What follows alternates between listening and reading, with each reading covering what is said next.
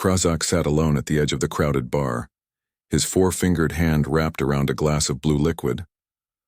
The drink burned his throat, but he welcomed the sensation. Pain was better than memory. 10 years had passed since his return from that cursed mission, yet the nightmares still came every night. The bar buzzed with life. Various species from across the galaxy mingled in this outpost on the edge of civilized space. Most patrons knew to leave the scarred Vexari officer alone. The markings on his gray skin told the story of his rank, or at least the rank he once held before everything changed. Krazak lifted his drink with a trembling hand. His reflection stared back from the polished counter. The crack running down his faceplate had healed poorly, leaving a jagged line from his right eye to his jaw. A permanent reminder. "Is that him?" A young voice whispered too loudly. "The Earth. Survivor," another confirmed. Krazak's shoulders tensed. He didn't turn around. 3 young Vexari officers approached, their armor gleaming with the shine of inexperience. The tallest one stepped forward, mandibles clicking with excitement. "Commander, Krazak, it is an honor. The stories of your escape from the human planet are legendary at the Academy." Krazak stared silently into his drink. "They say you're the only one who has seen what the humans are truly capable of," another said. "That you fought 100 of them single-handed." The third leaned in closer. "Is it true their planet is surrounded by invisible weapons? That they can read minds? That they eat their enemies?" The bar had grown quieter. Other patrons pretended not to listen, but Krazak knew better. Everyone wanted to hear about Earth, the mysterious planet that had somehow defeated the mighty Vexari Imperium, the planet now marked with the highest danger classification in the galaxy. "Please, Commander," the tall one pressed. "Just one story. What are they really like?" Krazak finally turned to face them. His voice came out as a dry whisper. "I swore never to speak of it, but surely, never." Krazak's hand slammed down on the counter. The glass shattered, sending blue liquid across the surface. "You want stories? Find another source of entertainment." The young officers backed away, disappointment clear in their postures. Whispers followed them as they retreated to their table. "Waste of time. He's just a broken old soldier. Probably wasn't even there. The Earth mission is classified anyway. He couldn't tell us if he wanted to." Krazak signaled the bartender for another drink. As the 4 armed Zentari wiped the counter, "Clean," he leaned in. "You should tell them something," the bartender said. "The stories get wilder each cycle. Last week I heard humans can kill with a touch and turn invisible at will. Let them believe what they want. Is it really so terrible you can't speak of it? After all this time?" Krazak accepted the fresh drink. "Some truths are better left buried." The bartender shrugged and moved away to serve other customers. Krazak returned to his silent vigil, hoping the alcohol would dull his senses enough to face another night of remembered terror. Then he felt it. A strange sensation at the base of his spine. The feeling of being watched. Slowly, he turned on his stool and scanned the dim bar. His gaze stopped on a figure seated in the darkest corner. A human. It couldn't be. Not here, so far from Earth. But there was no mistaking the hairless face, the rounded ears, the 5-fingered hands. The human, a male with short brown hair and simple clothes, was watching him calmly over a glass of amber liquid. Krazak's breath caught 15 years earlier. Krazak stood tall and proud in the grand war chamber of the Vexari Imperium. His armor gleamed under the bright lights. 600 high-ranking officers filled the circular room, their attention fixed on the holographic display in the center. Admiral Vexthor, the most decorated military leader in Vexari history, pointed, a clawed finger at the blue and green planet rotating slowly above the projector. "Earth," Vexthor said, his deep voice echoing through the chamber. "A water world in a backwater system. Primitive technology. No unified planetary government. Rich in resources." Images flashed above the planet. Humans walking on streets. Vehicles moving on roads. Buildings made of simple materials. Weapons that still used physical projectiles. "The natives call themselves humans," Vexthor continued. "Our probes have studied them for 3 cycles. They are physically weak. Their longest lifespans barely reach 100 years. They have only visited their own moon and sent basic robots to nearby planets. A ripple of laughter moved through the gathered officers. Conquering such primitives would hardly bring glory. Do not be fooled by appearances, Vexthor warned, silencing the room. These humans are numerous and surprisingly adaptable. They are divided into many nations that constantly fight among themselves. This makes them dangerous in their own way. Krazak stepped forward when the Admiral nodded to him. As the head of the Special Intelligence Division, it was his job to explain the invasion strategy. We will follow standard protocol for Class 3 primitive worlds, Krazak explained. A small reconnaissance team will land first to confirm our intelligence and locate strategic targets. The main invasion fleet will arrive 30 days later. On the display, the image changed to show landing zones across the planet's surface. Our team will consist of 6 elite warriors with advanced equipment, Krazak continued. We will observe, capture specimens, and test their defenses.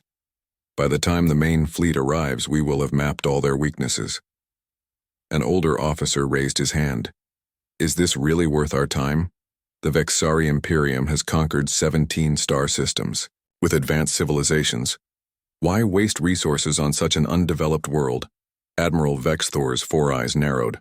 Because, General Krovan, Earth sits at a valuable junction point between 3 spiral arms of the galaxy. It will serve as an excellent forward base for our next expansion. Also, the humans, while primitive, show potential as a labor force. Interifur. Admiral turned back to the main display. The conquest of Earth will be simple, quick, efficient, a textbook operation that will add another jewel to our empire. After the briefing, Krazak met with the 5 warriors selected for his team. They gathered in a small chamber to review their mission details. This will be the easiest assignment of your careers, Krazak told them as they studied images of human military bases. Their strongest weapons are simple nuclear devices they've never actually used in planetary war. Their detection systems can barely track conventional aircraft. Zoral, his second-in-command, examined the biological data on humans. They seem so fragile. No natural armor, no claws, weak musculature. How have they survived as a species? They breed quickly and adapt to their environments, Krazak explained. Our xenobiologists find them interesting, which is why we're bringing back live specimens. When do we leave? Asked Mevrin, the team's weapons specialist. Our ship departs in 6 hours, Krazak replied. We will reach Earth in 20 days, well ahead of the main fleet. Remember, this is primarily an observation mission. We avoid unnecessary contact with the natives. The team spent their remaining hours checking equipment and studying Earth's languages and customs. Their ship, a stealth scout vessel named Shadowclaw, was loaded with the latest technology, cloaking devices, advanced weapons, and communication systems that could penetrate any known defense. As Krazak boarded the ship, Admiral Vexithor stopped him with a hand on his shoulder. This mission will add another success to your already impressive record, Commander, the Admiral said. When you return, a promotion awaits you. Krazak bowed his head. Thank you, Admiral. We will not fail the Imperium. How wrong he had been. How terribly, catastrophically wrong, tea in his throat. The human smiled slightly and nodded in recognition. Greg Mason. The name came unbidden to Krazak's mind, though he'd never seen this particular human before. How did he know the name? Without thinking, Krazak stood, threw payment on the counter, and walked quickly toward the exit. His heart pounded in his chest as memories flooded back. The screams, the blood, the impossible. Outside in the cool night air, Krazak leaned against the wall, breathing heavily. They had found him. After all this time, he had sworn never to speak of Earth again, and he never would, even if it cost him his life. The Shadowclaw landed without incident in a forested area of what humans called Montana. Their ship's cloaking technology worked perfectly. Not a single human detection system had noticed their arrival. Atmosphere analysis complete, Zor-Al reported. Oxygen levels higher than our homeworld, but within acceptable parameters. We can breathe outside with minimal filtration. Krazak nodded as he studied the scanner readings. Life signs indicate a small human dwelling 2 kilometers north. Only 2 occupants. Perfect for our first contact. The 6 Vexari warriors moved silently through the forest. Their armor adjusted its color to match the surroundings. The night vision in their helmets made the darkness as bright as day. They approached a simple wooden structure surrounded by fields of tall plants. Primitive agriculture, Mevrin noted with amusement. They still grow their food in dirt. Krazak signaled for quiet as they surrounded the dwelling. Remember the mission. We need specimens and information, no unnecessary damage. They entered the house with practiced efficiency. The humans were asleep in a back room. The male woke first, reaching for something beside his sleeping platform. Mevrin's stun beam hit him before he could grab the object. A simple projectile weapon. The female screamed but was quickly subdued. Within minutes, both humans were secured with restraints in what appeared to be their eating area. The Vexari team began searching the dwelling and setting up monitoring equipment. Krazak stood before the captives. The translation device at his throat converted his words into the local language. You are now property of the Vexari Imperium, he informed them. Cooperate, and you will not be harmed unnecessarily. The male human glared up at him. He was muscular, for his species, with hair on his face and short brown hair on his head. Who are you? What do you want? I am Commander Krazak. We require information about your world. The female human was smaller, with long blonde hair.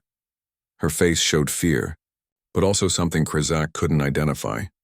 Jack, she whispered to the male. They're not human. I can see that, Lisa, the male named Jack responded. He turned back to Krazak. We're just farmers. We don't know anything important. Krazak activated his scanner and moved it over the 2 humans. Your knowledge is irrelevant. Your biology is what interests us for now. For the next several hours, the Vexari team interrogated the humans. They asked about local military presence, communication systems, and government structures. The humans claimed to know little, which frustrated Krazak. They're being difficult, Zoral suggested. Perhaps we should demonstrate our persuasion techniques? Krazak considered this. Not yet. Their physiology is different from ours. We must be careful not to damage them before study. What surprised Krazak was the humans' resilience. Despite their situation, they remained defiant. The female even attempted to reason with him. Whatever you're planning, Lisa said, others will stop you. Humans don't surrender easily. Krazak found her statement amusing. Your species will have no choice. The Vexari have conquered worlds far more advanced than Earth. While Mevrin and 2 others continued searching the house, Krazak noticed the female shifting in her chair. Her hands, though bound, were moving slightly behind her back. Stop moving, he ordered. Too late. He realized what she had done. Her fingers had reached a small device attached to the underside of the table. A light on it began blinking. Zoral grabbed her hand and pulled out the device. A communication tool, he reported after scanning it. She activated some kind of signal. Krazak struck the female across the face. Who did you alert? Despite the blood on her lip, Lisa Porter smiled. Everyone. The male human Jack lunged forward despite his restraints. You touch her again, and I'll kill you, he growled. Mevrin rushed back. The Vexari team moved quickly through the dense forest. Jack and Lisa Porter stumbled along between their captors, hands bound behind their backs. Krazak led the group, scanner in hand, searching for a secure location. The signal is gone, Mevrin reported after checking his equipment. The humans, who were approaching the dwelling, have stopped moving. They found the burned building, Krazak said. They'll begin searching soon. We need to reach higher ground. By midday, they arrived at a rocky area near a cliff. The view allowed them to see for kilometers in all directions. Krazak ordered a temporary camp to be established in a small cave. There, Zoral pointed to a distant moving object in the sky. Some kind of flying machine. Krazak studied it through his helmet's zoom function. A primitive helicopter. Nothing to worry about. Their sensors are too basic to find us here. The male human, Jack, spoke up from where he sat against the cave wall. You're wrong, they'll find us. Krazak ignored him and turned to Mevrin. Set up the perimeter alarms. I want to know if anything approaches within 1 kilometer. As night fell, the distant sound of the helicopter faded. The team took turns keeping watch while continuing to study their human captives. Lisa had remained silent since they left the house, but Jack kept trying to engage them in conversation. What do you want with Earth? He asked Krazak during one interrogation session. Your planet will become part of the Vexari Imperium, Krazak answered, seeing no harm in telling the truth. Your people will serve as labor. Those who resist will be eliminated. You have no idea what you're up against, Jack said with an odd smile. Before Krazak could respond, Zoral entered the cave. Commander, Rektor hasn't returned from his patrol. Krazak frowned. Rektor was their most experienced scout. How long has he been gone? 2 hours. He's not responding to communications. Take Levnar and find him. He may have discovered something important. The 2 warriors left the cave. Krazak noticed Lisa watching them with an expression he couldn't read. These humans were difficult to understand. Their facial features were so different from Vexari. 3 hours passed. Zoral and Levnar had not returned. Something is wrong, Mevrin said, checking his weapons. We should relocate. Krazak was about to agree when his scanner beeped. Movement at the perimeter, he announced. Multiple signals. The remaining Vexari warriors took defensive positions at the cave entrance. Krazak activated his helmet's night vision and scanned the area. Nothing visible, yet the scanner clearly showed movement. Suddenly, a small object arced through the air and landed near the cave entrance. Before anyone could react, it exploded. With a blinding flash. Primitive flash grenade, Krazak growled as his helmet automatically adjusted to compensate. Return fire. The Vexari fired their plasma weapons into the darkness, but hit nothing. Then Krazak heard a sound that chilled. His blood, a gurgling cry from behind him. He turned to see Denval collapse, a single projectile hole in his neck joint, the smallest gap in their armor. Impossible, Krazak whispered. No primitive human should have been able to target such a weak point, especially in darkness. More projectiles struck the cave walls around them. Each shot seemed deliberately placed to force them deeper into the cave or to hit vulnerable spots in their armor. They're hurting us, Mevrin realized. This is a trap. Jack laughed from his position against the wall. Told you they'd find us. Krazak grabbed the human by his shirt. What do you know? Who are these attackers? Just local rangers, hunters. People who know these mountains better than you ever will, Jack replied calmly. And probably some friends with special training. Another barrage of projectiles forced Krazak to take cover. One struck his armor plate and, to his shock, cracked. Again, these were not standard human bullets. We need to move, Krazak ordered. There's another exit at the back of the cave. We'll take the humans and retreat to a new position. As they gathered their essential equipment, Krazak couldn't shake a growing feeling of unease. The humans they had dismissed as primitive were somehow tracking them, hunting them with unexpected precision. The hunter had become the hunted. K into the room. Commander, we've detected vehicles approaching from the east, still distant but moving quickly. Krazak made a quick decision. Pack essential equipment. We're moving deeper into the wilderness. Bring the humans. They may still be useful. And their dwelling? Asked Zoral. Burn it, Krazak ordered. Leave no trace for others to find. As they departed with their captives, Krazak felt only mild concern about the approaching vehicles. What threat could primitive humans possibly pose to Vexari warriors? He would soon learn the answer to that question. After 3 days of constant movement through the mountains, Krazak and his remaining team found shelter in an abandoned mine. Only Krazak and Mevrin were left now. Zoral's body had been found that morning, killed by a single shot to his eye slit. The human captives were still with them, though Lisa had been injured during their escape from the cave. We should contact the ship, Mevrin suggested as they secured the mine entrance. Request extraction. Krazak shook his head. And report what? That 3 of the Imperium's elite warriors were killed by primitives with projectile weapons. We complete the mission. Inside the mine, they set up their remaining equipment. Jack tended to Lisa's wound, a deep cut on her leg from a fall. Despite being captives, the humans appeared strangely calm. Your friends are good, Krazak said to Jack. Better than our intelligence suggested. Jack looked up from bandaging Lisa's leg. We've been fighting each other for thousands of years. We got pretty good at it. Why aren't you afraid? Krazak asked, genuinely curious. You must know we will kill you once you're no longer useful. Lisa spoke up, her voice weak but steady. Because you're the ones who should be afraid. You came to the wrong planet. A beeping sound from their scanner interrupted the conversation. Mevrin checked the readings. Movement outside, they found us again. How? Krazak hissed. We disabled all possible tracking devices on the humans. Jack smiled slightly. Maybe you're just not as clever as you think. Krazak struck the human across the face. How are they tracking us? Before Jack could answer, a voice came from outside. The mine. Attention inside the mine. This is Agent Sam Richards with the United States government. Release your hostages and surrender. Krazak and Mevrin exchanged looks of disbelief. How did these humans know they had hostages? How did they know they could understand their language? We have your location surrounded, the voice continued. You have 30 seconds to respond before we take action. They're bluffing, Mevrin said. This mine has only one entrance.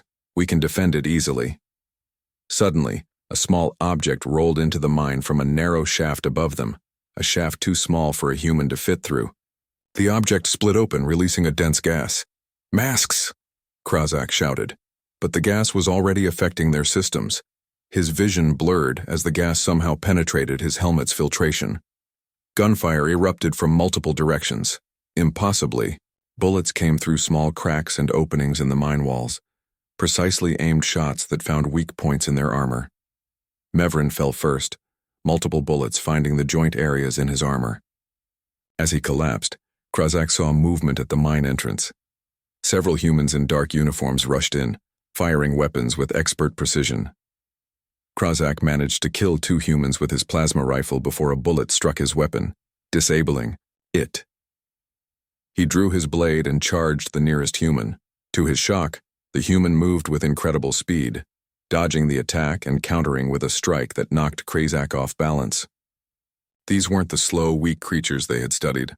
As more humans entered the mine, Krazak saw Jack and Lisa being pulled to safety. One human, Agent Richards, he presumed, directed the others with calm efficiency. Don't kill the last one, Richards ordered. We need it alive. The humans closed in. Krazak fought desperately, but they seemed to know exactly how to counter his every move, as if they had studied Vexari combat techniques.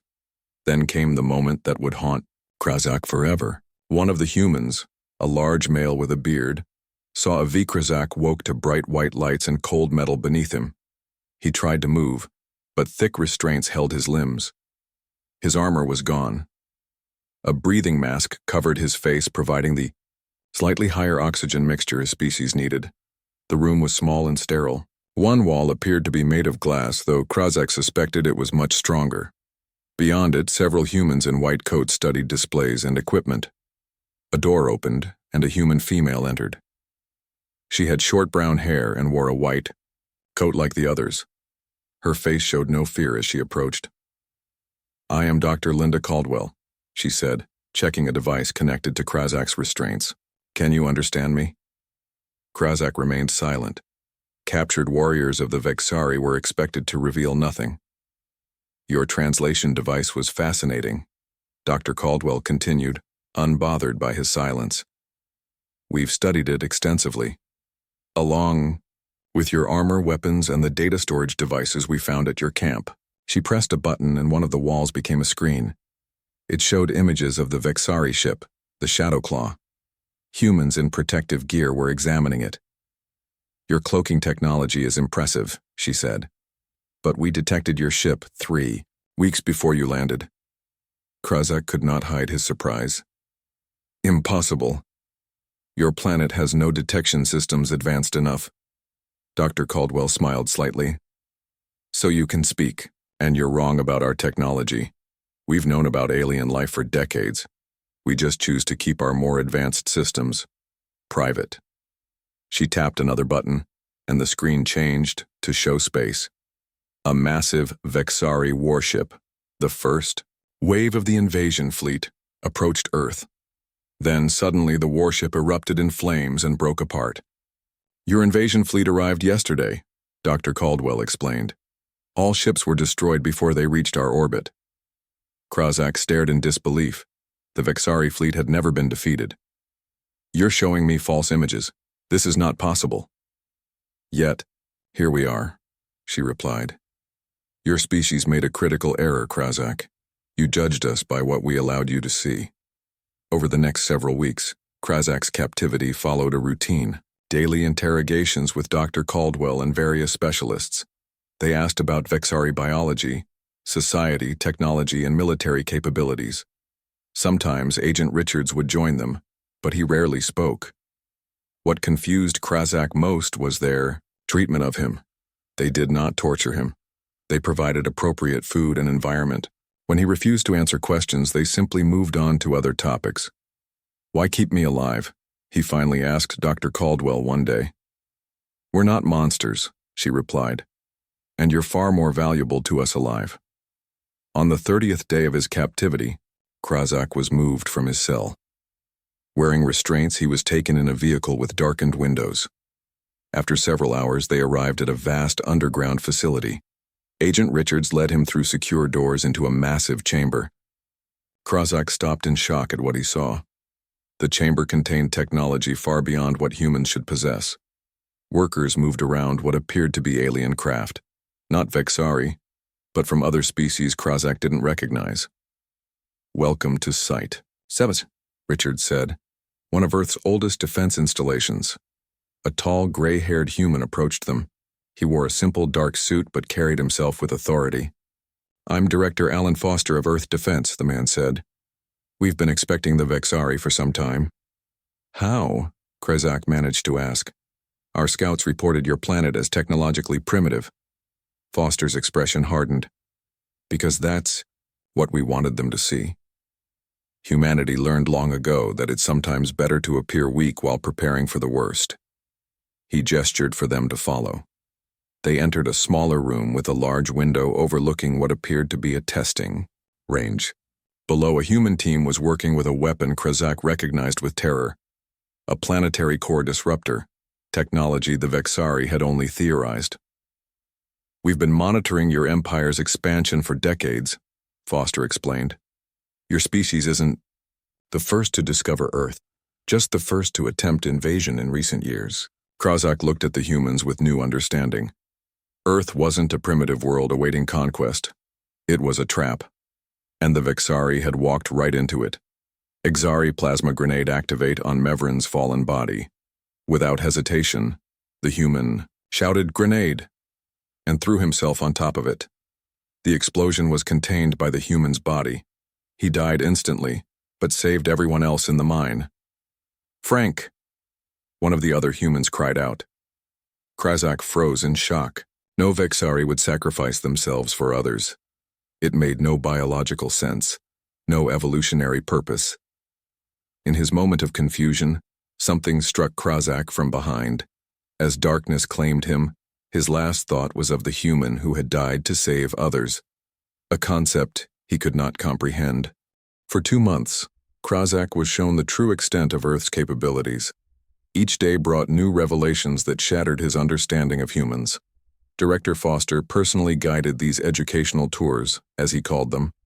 They visited laboratories where human scientists worked with materials unknown to Vexari science. They observed training facilities where soldiers practiced with weapons that could destroy entire fleets. Why show me all this? Krazak asked as they watched a demonstration of a shield technology that absorbed energy attacks. Because you're going to deliver a message for us, Foster replied. Today, they sat in a conference room high above the underground complex. Through the windows, Krazak could see the natural beauty of Earth's surface, mountains covered in trees, a blue sky with white clouds. It seemed impossible that such advanced technology existed beneath this seemingly peaceful landscape. Foster entered with Agent Richards and Dr. Caldwell. They placed a small device on the table between them. It was roughly the size of Krazak's palm, made of a dark metal with glowing blue lines across its surface. "This contains our message to the Vexari Imperium," Foster explained, "along with proof of what happened to your invasion fleet." Krazak looked at the device with suspicion. "You're releasing me?" "Yes." Foster nodded. "With conditions." Richards activated a projection above the table. It showed a star map of the galaxy with 17 planets highlighted in green. "These are habitable, worlds within reasonable travel distance of your empire," Foster said. "None are currently occupied by sentient species. All have resources your people would value." "You're offering us planets?" Krazak asked in disbelief. "Consider them peace tokens," Foster replied. "Take them instead of Earth. We have no interest in these worlds, but they should satisfy your empire's need for expansion." Dr. Caldwell added, "We've included detailed surveys of each planet in the message. Your scientists will find them most valuable." Krazak studied the humans carefully. "And if the Imperium refuses?" Foster's expression darkened. "Then we've also included proof of our defensive capabilities. Your leaders will understand the choice. Take the 17 worlds we're offering, or lose everything in a war you cannot win." "We're not conquerors," Richard said, speaking for the first time. "But we will not be conquered. Not again." That phrase, "not again," caught Krazak's attention. There was history here he didn't understand. "There's one more thing," Foster continued. "Before you leave, we need to show you something.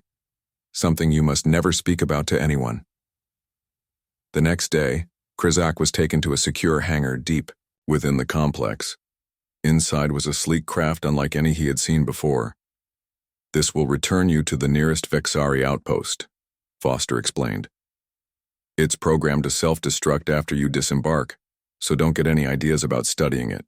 As they prepared for his departure, Dr. Caldwell approached with a small case.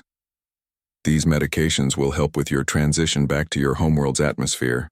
Take them as indicated." Krazak was surprised by this consideration for his health. It was not something the Vexari would have done for a captured enemy. Foster handed him the message device. "Remember what you've seen here. Remember what happens to those who threaten Earth." Just before boarding, Krazak turned to Foster. "You could destroy the Vexari with what I've seen. Why offer peace at all?" Foster looked tired suddenly, older. Because Krazak sat in his quarters, staring at the small device he had kept hidden for 10 years. The message from Earth that had changed everything. After fleeing from the human in the bar, he had returned home, locking his door and activating his security systems. His return to the Vexari Imperium had been both glorious and terrible. At first they called him a coward and a traitor, the sole survivor who abandoned his team. Then he showed them the message device, and everything changed. The Imperium's leaders watched in silence as the device displayed images of their destroyed fleet, as the 17 habitable planets were offered as peace tokens. As the final warning was delivered, "Leave us alone." What followed was 3 days of heated debate. Many military leaders called for immediate revenge against Earth. But then the Imperium's scientists examined the data on the 17 planets. Rich worlds, perfect for colonization, and the evidence of Earth's weapons capabilities was undeniable. In the end, the Vexari Imperium made the practical choice. Earth was officially classified as a death world, forbidden to all Vexari contact. The 17 planets were claimed for the Empire. Krazak was promoted for his diplomatic success and sworn to secrecy about the details. But now, the human in the bar had changed everything. How had they found him? Why now, after all these years? Krazak activated the message device one last time. A hologram appeared, Director Foster's stern face. "If you're watching this again, Krazak, remember our agreement, the 17 worlds, for your silence and your empire's cooperation. So far, both sides have kept their word. Let's keep it that way. The message ended, but Krazak knew there was more to it. More that he had never told anyone. More that he had sworn to take to his grave. Just before his departure from Earth, Foster had taken him to one final location. A massive underground chamber where a giant view screen showed real-time images from across the galaxy. Krazak had seen planets he recognized, and human outposts hidden on them. Colonies that had existed for decades without the Vexari's knowledge. Earth is not our only home, Foster had said simply. It never was. The truth that Krazak could never speak was that humans had already spread throughout the stars. While the galaxy's powers thought Earth was a primitive, isolated world, humans had been quietly establishing hidden outposts across dozens of systems, some disguised as mining operations run by other species, some hidden beneath the surfaces of moons and asteroids, all connected by technology that allowed them to travel undetected. Earth wasn't humanity's only stronghold. It was merely their oldest one. A soft chime interrupted his thoughts. Someone was at his door. The security camera showed a human. Greg, Mason from the bar, standing calmly outside. With trembling hands, Krazak opened the door. "You're not supposed to be here," Krazak said. "This sector is forbidden to humans." Greg smiled. "Yet here I am. May I come in?" Inside, Greg looked around, the sparse quarters with curious eyes. "You've done well keeping your part of the bargain. Earth appreciates that." "Why are you here?" Krazak asked. "The agreement remains in place," Greg assured him. "This is just a routine check. We do this every few years with all our ambassadors." "I am not your ambassador," Krazak growled. "No, you delivered our message. You convinced your leaders to accept our terms. Sounds like an ambassador to me." Greg picked up the message device from the table. "You won't need this anymore. It served its purpose." As the human pocketed the device, Krazak felt a strange mixture of relief and loss. "Will I see you again?" "Hopefully not," Greg replied. "Honestly. That would mean something has gone wrong." At the door, Greg paused. "One last thing. There are rumors that some factions in your government are reconsidering Earth's classification. That would be unfortunate." The threat was clear. After Greg left, Krazak stood at his window gazing at the stars. Out there, invisible to his people, humans were watching, waiting, growing stronger. He had sworn never to speak of Earth again. Now he understood why that oath was so important. It wasn't just to protect the Vexari from humans. It was to protect them from themselves. Many humans have already died in wars, our own and others. We've learned that sometimes the strongest choice is to offer a hand instead of a fist. But make no mistake. His voice hardened. If your people come here, again there will be no survivors to tell the tale. As the craft's door sealed behind him, Krazak realized he had been given a burden he would carry forever. He alone knew the truth about Earth. A truth that would save his people, if they were wise enough to listen. The craft rose silently into the air. Through the viewport, Krazak watched Earth grow smaller. Such a beautiful world, such a dangerous one.